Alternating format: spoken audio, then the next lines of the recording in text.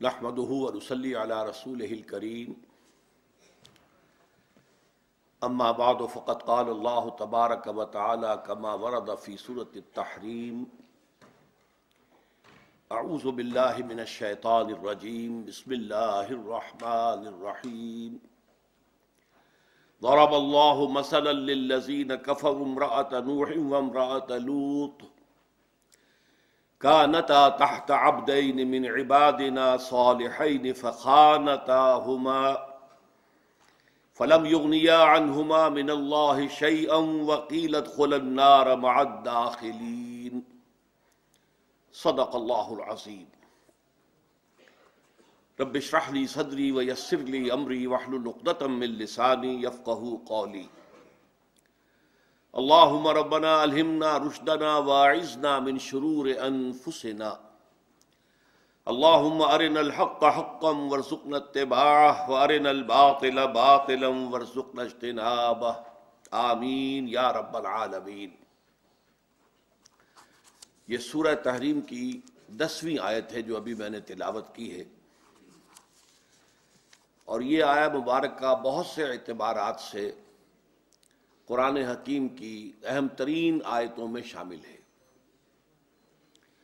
اصل میں جو یہ آخری حصہ ہے، 3 آیات آخری جو ہیں سورہ تحریم کی، ان کا جو مرکزی مضمون ہے وہ یہ ہے کہ عورتیں بھی اپنے دین اور اپنے عمل کے اعتبار سے اللہ تعالیٰ کے ہاں مسئول ہیں، ذمہ دار ہیں، اکاؤنٹیبل ہیں۔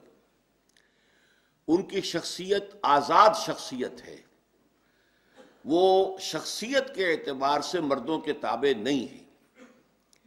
اپنا اخلاق، اپنا کردار، اپنے اعمال، اپنی نیکیاں، اپنے عبادات، اپنا یقین، اپنے ایمان کی گہرائی، اس کے اعتبار سے ان کی اپنی منفرد شخصیت ہے۔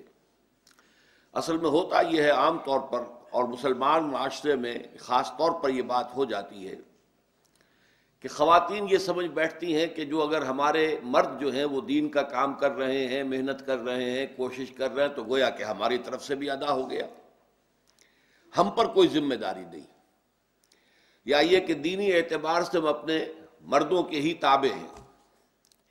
یہ بات جو ہے جس کی نفی کی جا رہی ہے ان آیات کے اندر، اور جو میں نے ہینڈ بل اس کے لیے شائع کیا تھا اس میں پھر خاص طور پر مزید حوالہ دیا تھا سورہ لہب کا، کہ اس سے یہ معلوم ہوتا ہے کہ ہر عورت کی اپنی ایک آزاد شخصیت ہے۔ یہ مسئلہ عہد حاضر میں بہت بڑی کنٹروورسی کا حامل بن چکا ہے۔ مساوات مرد و زن، یہ مغرب کا نعرہ ہے، اور اس نعرے سے ان کی مراد یہ ہے کہ ہر اعتبار سے مرد اور عورت بالکل برابر ہیں۔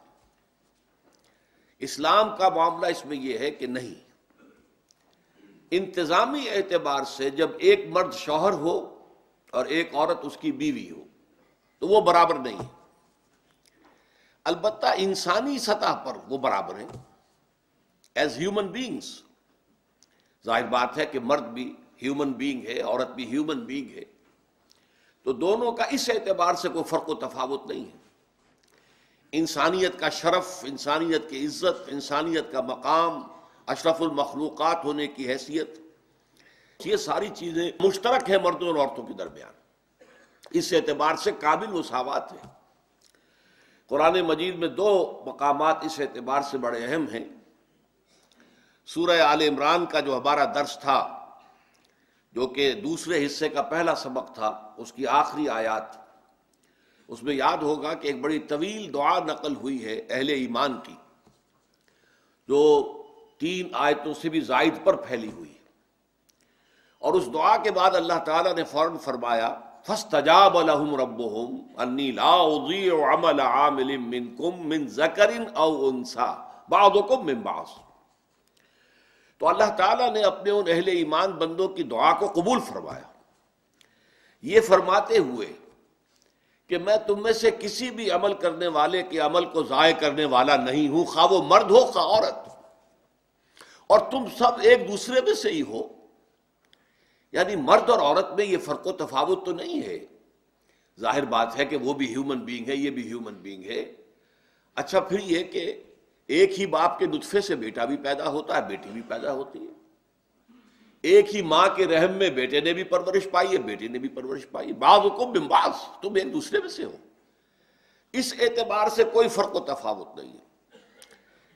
اس معاملے میں خاص طور پر میں تذکرہ کر دوں کہ عیسائیوں کی بہت بڑی غلطیوں میں سے ایک یہ غلطی بھی ہے کہ وہ کہتے ہیں کہ عورت میں روح نہیں ہے، روح صرف مردوں میں ہے۔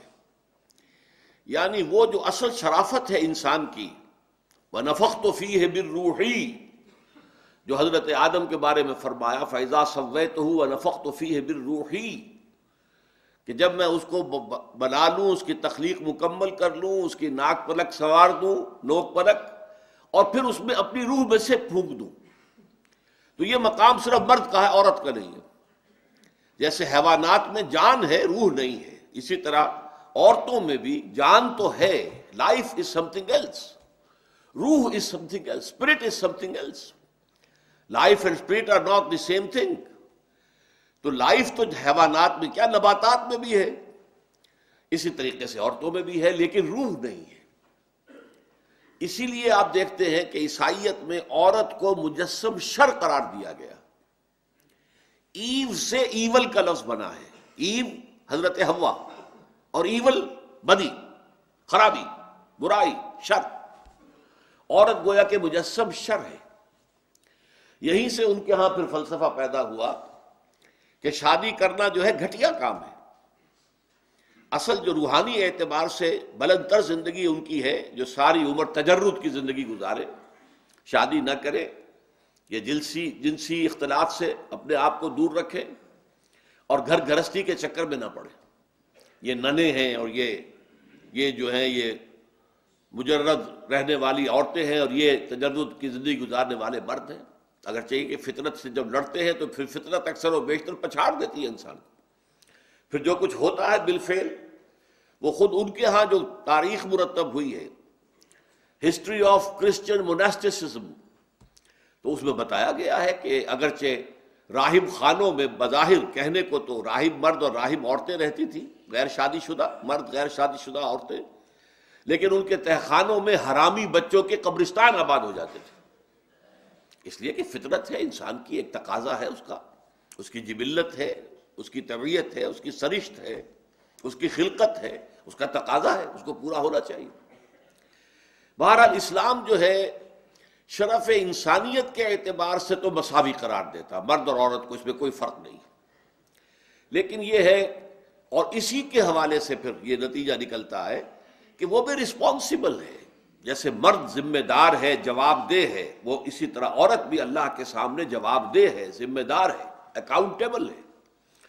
اور اسی طریقے سے قرآن مجید میں بیان کیا گیا ہے، سورہ نساء کی آیت نمبر 32 ہے، وَلَا تَتَمَنَّوْا مَا فَضَّلَ اللَّهُ بَعْضَكُمْ عَلَىٰ بَعْضٍ لِلرِّجَالِ نَصِيبٌ مِّمَّا اكْتَسَبُوا وَلِلنِّسَاءِ نَصِيبٌ مِّمَّا اكْتَسَبْنَ، مردوں کے لیے حصہ ہے اس میں سے جو انہوں نے کمایا، اور عورتوں کے لیے حصہ ہے اس میں سے کہ جو انہوں نے کمایا۔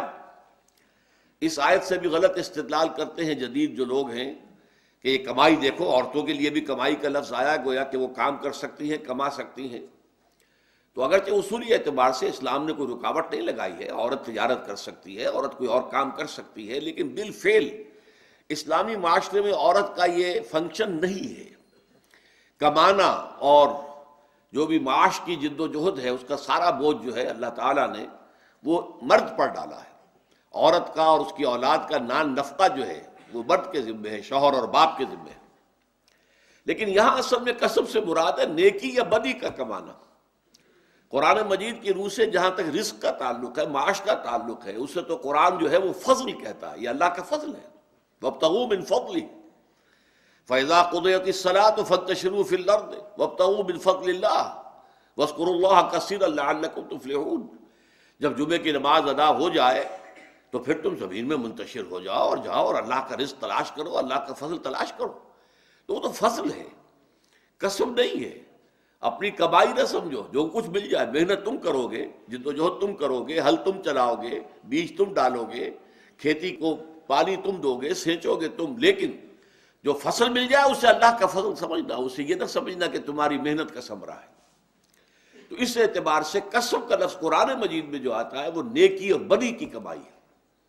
تو للرجال نصیب مما اکتسبوا، مردوں کے لیے حصہ ہے اس میں سے جو انہوں نے کمائی کی، نیکی کی، خیر کی، بھلائی کی، خدمت خلق کی ہے، عبادات کی ہے، اللہ کے دین کی خدمت کی ہے، اس کے لیے تن من دھن لگایا ہے، تو اس میں اس کا اجر و ثواب جو ہے وہ انہیں کو ملے گا. وَلِلنِّسَاءِ نَصِيبٌ مِّمَّا اكْتَسَبْنَ، اسی طریقے سے عورتوں کے لیے حصہ ہوگا اس میں سے کہ جو انہوں نے نیکی کمائی ہے، جو بھلائی کمائی ہے، جو خیر کمایا ہے. لیکن اسی طریقے سے لہا ما کسبت وعلیہا ما اکتسبت، ہر انسانی جان کے لیے ہے جو کچھ کہ اس نے کمایا نیکی کی شکل میں، اور اس پر ذمہ داری آئے گی جو بدی اس نے کمائی ہے، اس کی ذمہ داری بھی اسی پر آئے گی. تو اس اعتبار سے عورت کی شخصیت جو ہے وہ ایک آزاد اور ذمہ دار شخصیت ہے، اکاؤنٹیبل ہے اللہ کے سامنے، جواب دہ ہے. البتہ 4 مختلف صورتیں جو ہیں وہ قرآن مجید میں 3 اس جگہ پر ایک سورہ لہب میں بیان کی جا رہی ہے. ایک صورت تو یہ ہے کہ شوہر نہایت نیک، بہت بزرگ، بہت اعلیٰ، اور بیویاں غلط کار، کافر، خیانت کرنے والیاں. یہ بھی ہو سکتا ہے اور ہوا ہے، جس کے لیے مثال دی گئی حضرت نوح اور حضرت لوط کی بیویوں کی. ایک شکل یہ ہے کہ شوہر بہت غلط کار، اللہ کا باغی، اللہ کا کے خلاف جو ہے اس کا دشمن، لیکن عورت بیوی جو ہے اس کی نیک ہے، بھلی ہے، خیر کمانے والی ہے. تو ظاہر بات ہے کہ اس شوہر کی برائی کا اس کے اوپر کوئی اثر نہیں آئے گا. اللہ تعالیٰ کے ہاں وہ اپنے نیک اعمال کی پوری جزا جو ہے اس کو ملے گی. اس کے لیے مثال دی گئی ہے فرعون کی بیوی کی. ایک مثال دی گئی ہے کہ ایک عورت طبعاً سرشت کے اعتبار سے، اپنی فطرت کے اعتبار سے بھی نہایت سلیم الطبع اور نیک ہو، اور اسے ماحول بھی انتہائی نیک مل جائے، نور علی نور. یہ مثال جو ہے حضرت مریم سلام علیہا کی ہے. اب دیکھیے 4 خانوں میں سے ایک خانہ خالی رہ گیا. ایک خانہ پہلا کیا ہے کہ شوہر انبیاء ہیں، بیویاں کافر ہیں. دوسرا خانہ کیا ہے؟ شوہر اللہ کا باغی ہے، اللہ کا دشمن ہے، بیوی نیک ہے، صالحہ ہے. ایک یہ ہے کہ عورت خود بھی بہت نیک ہے اور اسے ماحول بھی انتہائی نیک مل گیا، بیوی بھی حضرت خدیجہ جیسی ہو اور شوہر محمد رسول اللہ جیسے ہو. نور علی نور ہے، نور علی نور ہے، نور علی نور ہے. اور چوتھی مثال یہ کہ عورت خود بھی بدطینت ہو اور شوہر جو ہے وہ بھی اتنا ہی بدطینت، بلکہ یہ کہ ان میں یہ فیصلہ کرنا مشکل ہو جائے کہ کون زیادہ بدطینت ہے. یہ مثال ہے ابو لہب اور اس کی بیوی ام جمیل کی. یہ سورہ لہب کے اندر مکمل ایک سورت کی حیثیت سے چوتھی مثال کو پیش کیا گیا، جس کا میں آج حوالہ دوں گا. اب آئیے پہلی مثال پر غور کریں. ضرب اللہ مثلا للذین کفروا امرأۃ نوح وامرأۃ لوط. اللہ تعالیٰ نے مثال بیان فرمائی ہے ان کے لیے کہ جنہوں نے کفر کی روش اختیار کی، نوح کی بیوی اور لوط کی بیوی کی علیہم الصلاۃ والسلام. اب کانتا تحت عبدین من عبادنا صالحین، وہ دونوں ہمارے 2 نہایت نیک بندوں کے تحت تھیں. یہاں سب سے پہلے تو میں آپ کو توجہ دلاؤں گا کہ تحت کا لفظ آیا ہے. تحت اسی سے لفظ ہمارے ہاں بنتا ہے جو ہم اردو میں ماتحت، فلاں فلاں کے ماتحت ہے، فلاں فلاں کے ماتحت ہے، نیچے ہونا. تو گویا کہ بیویاں جو ہیں شوہروں کے تحت ہوتی ہیں. الرجال قوامون علی النساء، یہ وہی مضمون گویا کہ یہاں ایک لفظ تحت کے اندر بھی آ گیا ہے. یہ بھی کہا جا سکتا تھا کہ ان کے گھروں میں تھی، نہیں، کانتا تحت عبدین من عبادنا صالحین. وہ دونوں جو ہیں حضرت نوح کی بیوی، حضرت لوط کی بیوی، یہ دونوں ہمارے 2 نہایت نیک بندوں کے تحت تھیں، ان کے عقد نکاح میں تھیں، ان کی شادی کے حصن میں تھیں. حصن کہتے ہیں قلعے کو. قلعے کے اندر کوئی ہو تو بڑا محفوظ ہوتا ہے، تو نکاح بھی عورت کے لیے قلعے کے مانند ہے کہ ایک شوہر جو ہے اس کی عصمت و عفت کا ذمہ دار ہوتا ہے، محافظ ہوتا ہے. وہ گویا کہ ایک قلعے کے اندر ہوتی ہے جب کسی شوہر کے حق حوالہ عقد کے اندر ہوتی ہے. تو ضرب اللہ مثلا للذین کفروا امرأۃ نوح وامرأۃ لوط کانتا تحت عبدین من عبادنا صالحین فخانتاہما. تو ان دونوں نے ان سے خیانت کی. یہ لفظ جو ہے ذرا توجہ کے قابل ہے. بلکہ یہاں ہمارے ہاں ہر طرح کے لوگ مسلمانوں میں موجود ہیں، تو ایک خاص فرقہ ہے کہ جنہیں ازواج مطہرات سے قد ہے، خاص طور پر حضرت عائشہ، حضرت حفصہ رضی اللہ تعالی عنہما سے دشمنی ہے، قد ہے، بغض ہے، اور وہ معاذ اللہ ثم معاذ اللہ حضرت عائشہ کے اوپر تہمت جو لگائی گئی تھی وہ اب بھی اس کے علمبردار ہیں، اور وہ کہتے ہیں کہ انہوں نے معاذ اللہ ثم معاذ اللہ نقل کفر نباشت زنا کا ارتکاب کیا۔ اس کے لیے دلیل لاتے ہیں اس آیت کو۔ خیانت سے مراد کیا ہے؟ فخانتاہما، ان دونوں نے اپنے شوہروں کی خیانت کی۔ وہ اس کا ترجمہ کرتے ہیں کہ زنا کیا، اس لیے کہ در حقیقت ایک عورت کی عصمت و عفت جو ہے وہ اگرچہ اس کی اپنی ذاتی ایک شے ہے، لیکن یہ کہ شادی کے بعد وہ اس کے پاس شوہر کی امانت ہوتی ہے، اور گویا کہ زنا جو ہے وہ شوہر کی امانت میں خیانت ہے۔ تو بظاہر یہ تانا بانا ان کے دلائل کا ملتا ہے، اور اس کے اوپر بہرحال انہوں نے پوری عمارتیں کھڑی کی ہوئی ہیں۔ لیکن غور طور پر معاملہ یہ ہے کہ قرآن مجید یہاں کفر کا لفظ استعمال کر رہا ہے۔ ضرب اللہ مثلا للذین کفروا، معلوم ہوا کہ وہ کافرہ تھی۔ ہمارا موقف یہ ہے اہل سنت والجماعت کا کہ کسی نبی کے گھر میں زانیہ نہیں ہو سکتی۔ ایک قانون ہے جو اللہ تعالیٰ نے سورہ نور میں بیان کیا ہے، الخبیثات للخبیثین والخبیثون للخبیثات۔ یہ گندی عورتیں جو ہیں وہ گندے مردوں کے لیے ہوتی ہیں، اور گندے جو مرد ہیں وہ گندی عورتوں کے لیے ہوتے ہیں۔ یہ جو ہے اللہ تعالیٰ نے اپنے صالح بندوں کے اوپر ان کو حرام کر دیا۔ یہ قانون ہے اللہ کا، قانون فطرت ہے۔ تو نبی جو کہ صالحین میں بہت اونچے مقام پر ہیں، صالحین تو خیر صالحین کے بعد رتبہ ہے شہداء کا، پھر صدیقین کا، پھر انبیاء کا، چوتھے درجے پر آتا ہے۔ فَأُولَٰئِكَ مَعَ الَّذِينَ أَنْعَمَ اللَّهُ عَلَيْهِم مِّنَ النَّبِيِّينَ وَالصِّدِّيقِينَ وَالشُّهَدَاءِ وَالصَّالِحِينَ، صالحین تو چوتھے نمبر پر آئے۔ تو انبیاء کرام جو ہیں ان کے ہاں کوئی بدکار عورت نہیں ہو سکتی، یہ ہمارا موقف ہے اصولی اعتبار سے۔ اور اس کے لیے دلیل جو اس صورت کے اندر موجود ہے وہ کیا ہے؟ دیکھیے اس سے پہلے جو واقعہ آیا ہے، اذ اسر النبی الی بعض ازواجہ حدیثا، ایک راز کی بات حضور نے اپنی ایک زوجہ محترمہ کو بتائی، راز کے طور پر امانت رکھی۔ ان سے خطا ہوئی، انہوں نے اس راز کو ظاہر کر دیا ایک دوسری زوجہ محترمہ کو۔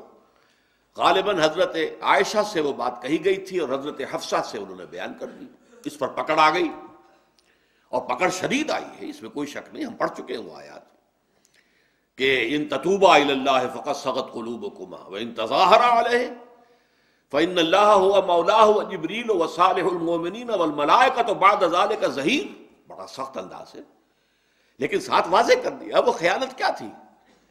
راز کو افشا کر دینا شوہر کے، یہ ایک خیانت ہے۔ اسی لیے وہ جو آیا ہے سورہ نساء کے اندر، الرجال قوامون علی النساء بما فضل اللہ بعضهم علی بعض وبما انفقوا فالصالحات قانتات حافظات للغیب، رازوں کی حفاظت کرنے والی۔ ظاہر بات ہے شوہر کے رازوں سے بیوی سے بڑھ کر کون واقف ہوگا؟ شوہر کی کوئی کمزوری ہے تو وہ بیوی سے زیادہ کس پر واضح ہوگی؟ شوہر کا کوئی اور اسی طرح کا معاملہ ہے تو ظاہر بات ہے کہ بیوی کے اوپر تو کھلا ہوا ہے، لیکن بیوی کا، نیک بیوی کا، فالصالحات، نیک بیویاں وہ ہیں جو نمبر ایک اپنے شوہروں کی فرما بردار ہے، قانتات حافظات للغیب، اور غیب کی اور رازوں کی حفاظت کرنے والی ہیں۔ تو در حقیقت جو غلطی، اب ہمیں جو ہے پورا سیاق و سباق دیکھنا چاہیے کہ اس سورہ مبارکہ میں ازواج مطہرات کی ایک غلطی کا بالکل واضح طور پر ذکر آ گیا ہے کہ انہوں نے حضور کے ایک راز کا جو ہے افشا کر دیا۔ تو اسی کی روشنی میں اس آیت کو ہم لیں گے کہ انہوں نے خیانت کی، اور یہ معلوم ہوتا ہے کہ در حقیقت یہ کافر تھیں۔ کافرہ ہو سکتی ہے، دیکھیے ایک ہے خبیثات اور خبیثون، وہ اور شے ہے، کردار کے اعتبار سے گھٹیا، ذلیل، رذیل، کمینے، وہ معاملہ اور ہے۔ ایک ہے کفر اور اسلام کا معاملہ، وہ ممکن ہے۔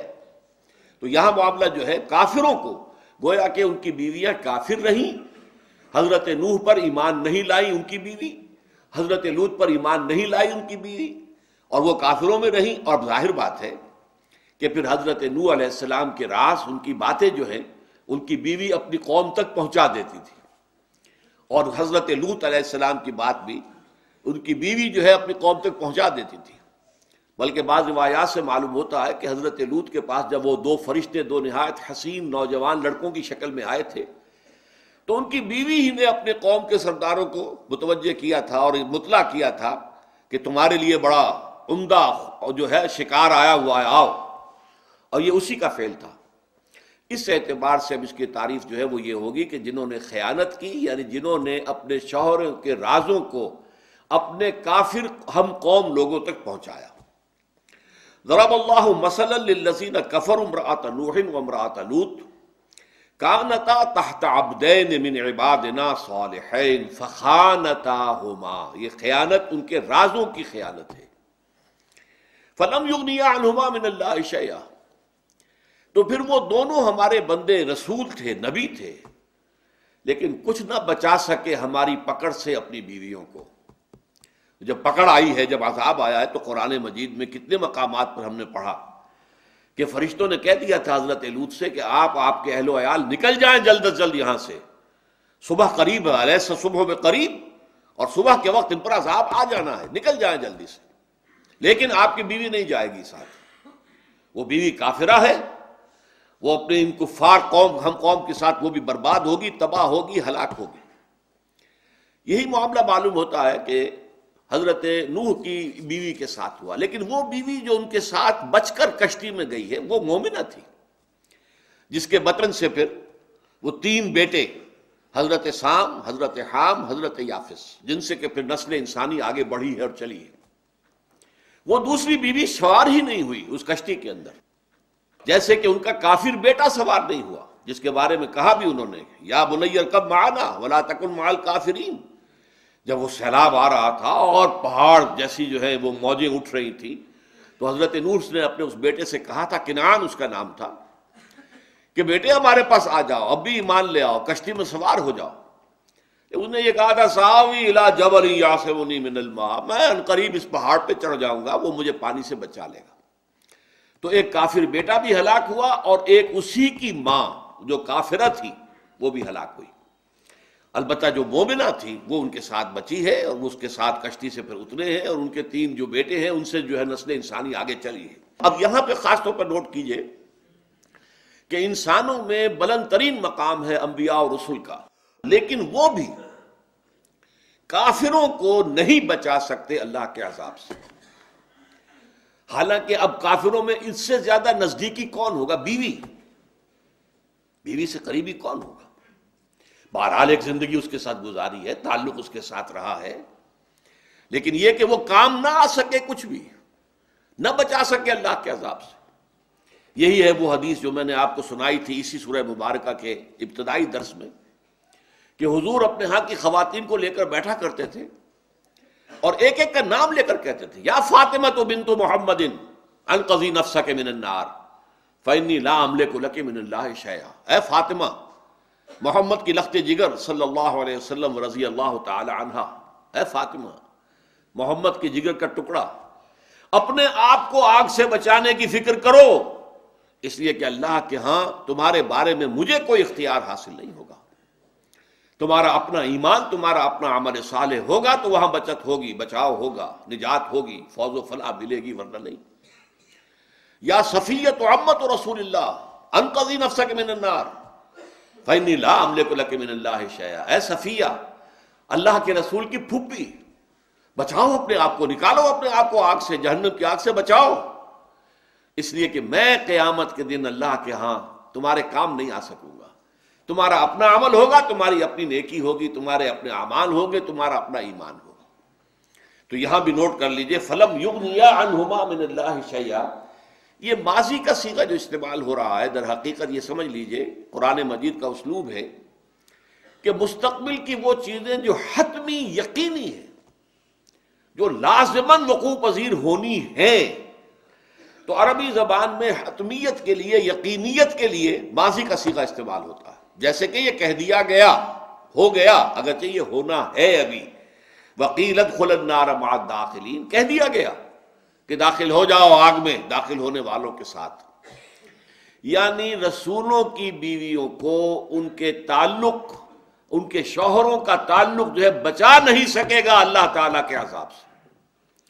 ان کی اپنی شخصیت ہے، وہ خود ذمہ دار ہے، وہ خود ایک فرد نوع بشر ہے، وہ خود ہیومن بینگ ہے، وہ انسان ہے، ان میں بھی روح پھونکی گئی ہے جیسے کہ انسان مردوں میں پھونکی گئی ہے۔ یہ عیسائیوں والا عقیدہ ہمارا نہیں ہے کہ عورت میں روح نہیں ہے صرف جان ہے، جیسے کہ حیوانات میں روح نہیں ہے جان ہے صرف، بلکہ یہ کہ ان میں بھی روح ہے، وہ بھی ذمہ دار ہیں۔ اور کتنی ہی خواتین ہوں گی کہ قیامت میں جو ہے بہت سے کروڑوں اربوں مرد جو ہیں رشک کریں گے کہ کیا ان کا مقام اللہ نے عطا کیا۔ آپ سوچئے حضرت مریم کا کیا مقام ہوگا، حضرت آسیہ کا کیا مقام ہوگا، حضرت خدیجہ کا کیا مقام ہوگا، حضرت عائشہ کا کیا مقام ہوگا، حضرت فاطمہ کا کیا مقام ہوگا۔ اندازہ کروڑوں اربوں مرد ہوں گے کہ جو رشک کریں گے ان کے مقام پر۔ تو اللہ تعالیٰ مقام عطا فرماتا ہے مردوں کے لیے، انی لا اضیع عمل عامل منکم من ذکر او انثی، میں تم میں سے کسی کے عمل کو بھی ضائع کرنے والا نہیں ہوں، خواہ وہ مرد ہو خواہ عورت ہو، بعضکم من بعض، تم سب ایک دوسرے میں سے ہو۔ میں اس وقت کہہ رہا تھا کہ دوسرا مقام جو ہے وہ سورہ احزاب کی آیت نمبر 36 ہے، جس میں 10 اوصاف، ان المسلمین والمسلمات والمؤمنین والمؤمنات والقانتین والقانتات، 10 اوصاف میں اللہ تعالیٰ نے مردوں اور عورتوں کو برابر گردان کی ہے۔ اوصاف مردوں میں بھی ہو سکتے عورتوں میں بھی ہو سکتے۔ مردوں کے لیے للرجال نصیب مما اکتسبوا وللنساء نصیب مما اکتسبن، جو انہوں نے نیکی کمائی، بھلائی کمائی، خیر، صدقات جو بھی ہے، ایک عورت کو جو کچھ اس کا شوہر دیتا ہے اپنے ہاتھ خرچ کے طور پر، فرض کیجئے کہ وہ اس میں سے اپنے اوپر خرچ نہیں کرتی، صدقہ کرتی ہے، خیرات کرتی ہے، تو اس کا جو مقام ہوگا وہ اللہ تعالیٰ کے ہاں اس کا اپنا ہوگا۔ اس اعتبار سے اس کی نیکی، اس کی بھلائی، اس کا خیر، اس کے نیک اعمال اسی کے لیے ہے، اس کو شوہر کو کوئی فائدہ نہیں پہنچنے والا۔ اور اگر شوہر غلط کار ہے تو اس کی غلط کاری کا کوئی وبال اس کے ذمہ نہیں آئے گا۔ علیکم انفسکم لا یضرکم من ضل اذا اہتدیتم، ہاں سمجھانا، بجھانا، دعوت، تلقین، واعظ، نصیحت، یہ امر بالمعروف نہیں بالمنکر، یہ کرنا ہے۔ اگر شوہر کو اللہ نے ہدایت دی ہے تو وہ بیوی کے لیے یہی کام کرے گا، اگر بیوی کو اللہ نے چن لیا ہے کہ پہلے اسے ہدایت نصیب ہو گئی ہے تو وہ شوہر کے لیے یہی کام کرے گی۔ لیکن ذمہ داری نہیں ہے، ذمہ داری علیکم انفسکم، ہر ایک کے اوپر اصل ذمہ داری جو ہے وہ خود اپنی ذات اور اپنی جان کی ہے۔ بارک اللہ لی ولکم فی القرآن العظیم ونفعنی وإیاکم بالآیات والذکر الحکیم۔